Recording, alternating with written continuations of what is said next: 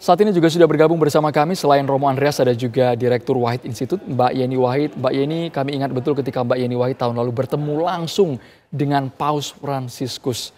Kala itu bisa digambarkan kembali Mbak Yeni momen-momen keakraban komunikasi yang tanpa sekat tersaji di layar Mbak Yeni Wahid.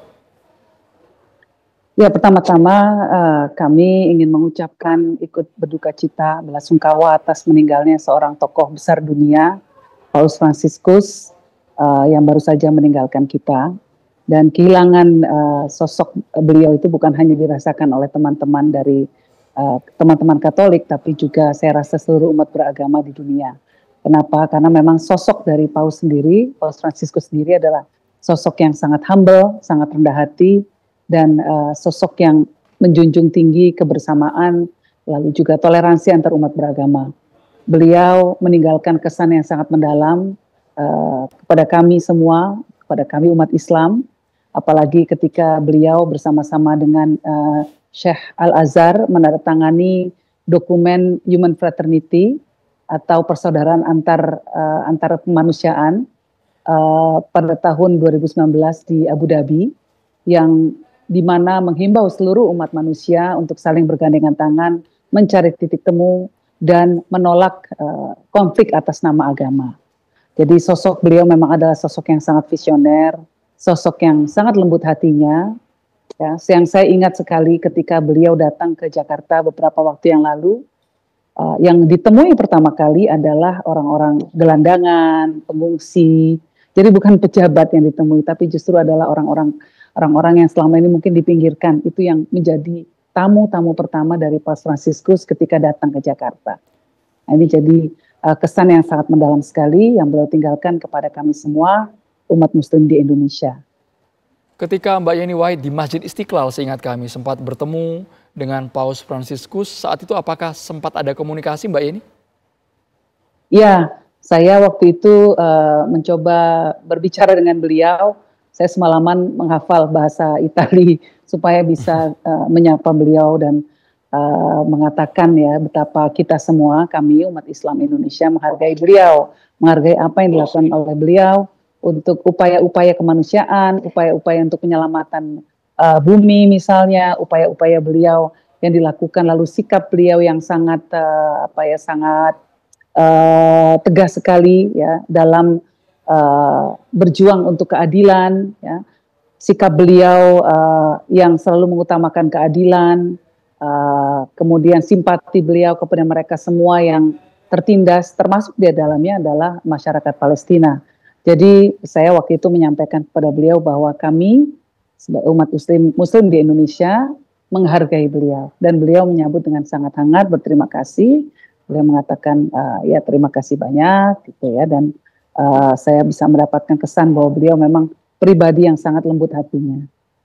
Bahkan yang menarik Mbak Yeni, yang kami ingat ketika Paus Fransiskus di Indonesia menyampaikan beliau menentang materialisme yang berlebihan, kemewahan yang berlebihan. Mbak Yeni ingat betul ya kalimat itu ya, Mbak Yeni ya? Oh, betul, betul. Dan itu bukan hanya diucapkan saja, tetapi juga dipraktekkan oleh beliau. Ketika beliau berkunjung ke Indonesia, tidak menggunakan private jet, tidak menggunakan mobil mewah, bahkan mobil yang digunakan adalah mobil sederhana milik salah seorang jemaat. Yang ini yang saya tahu dari teman-teman panitia yang cerita kepada saya. Beliau juga tidak menginap di hotel mewah, tapi hanya menginap di rumah kedutaan. Dan itu tadi beliau bertemu dengan orang-orang yang mungkin dianggap oleh masyarakat sebagai orang-orang yang hina, orang-orang yang dianggap sebelah mata oleh masyarakat lainnya. Justru beliau muliakan, beliau sambut dengan baik, beliau rangkul dengan penuh senyuman. Jadi memang pribadinya adalah pribadi yang tidak dibuat-buat, saya lihat ya. Karena saya kebetulan sudah bertemu 2 kali, yang pertama dulu waktu di Vatikan. Nah, yang kedua memang waktu di Jakarta. Jadi terpancar betul ya pribadi beliau, pribadi yang sangat lembut hati, yang mengutamakan kemanusiaan di atas sekat-sekat agama, mengutamakan spiritualisme di atas pragmatisme, di atas materialisme, dan sikap beliau yang menghamba ya kepada pengabdian kemanusiaan. Karena beliau sendiri yang saya baca, beliau dari Ordo Jesuit, yang memang Ordo Jesuit itu penekanannya adalah pada pembelaan kepada rakyat kecil. Nah, jadi itu terasa sekali dari sepak terjang beliau selama ini yang sepanjang yang saya tahu.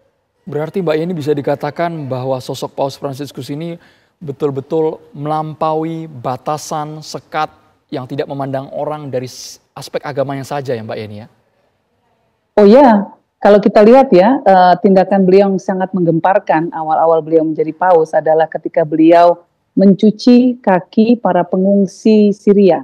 Pengungsi dari Syria yang datang ke Eropa, yang notabene beragama Islam, ya adalah Muslim, itu dicuci kakinya oleh paus.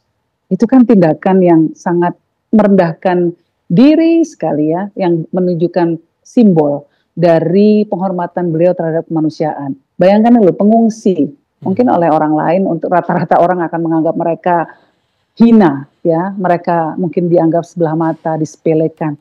Tetapi oleh paus disimbolkan, dicuci kakinya, ya, dimuliakan, dianggap sebagai manusia dan dikasihi karena mereka adalah orang-orang yang sedang menderita.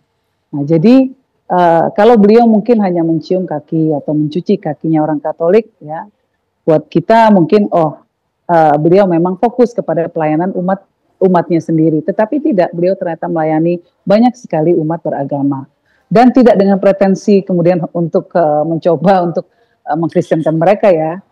Karena kan sudah ada keputusan dari Gereja Vatikan bahwa tidak ada Konsili Vatikan tahun 80-an kalau nggak salah, saya belajar dari bapak saya waktu itu, bahwa umat Katolik tidak lagi diwajibkan untuk berdakwah untuk melakukan kristenisasi. Nah, itu membuka banyak sekali ruang-ruang untuk bisa berhubungan dengan baik ya, tanpa ada pretensi harus melakukan upaya konversi agama. Nah, paus mendalami itu. Jadi beliau betul-betul melayani masyarakat apapun agamanya. Oke. Bukan hanya sebatas kata, tapi sejalan dengan perbuatan, narasi yang diucapkan pasti dilakukan oleh Paus Fransiskus. Dari sudut pandang seorang Mbak Yeni yang dekat dengan berbagai kalangan ya Mbak ya, dengan politisi, dengan negarawan, dengan tokoh, dengan pemimpin dunia.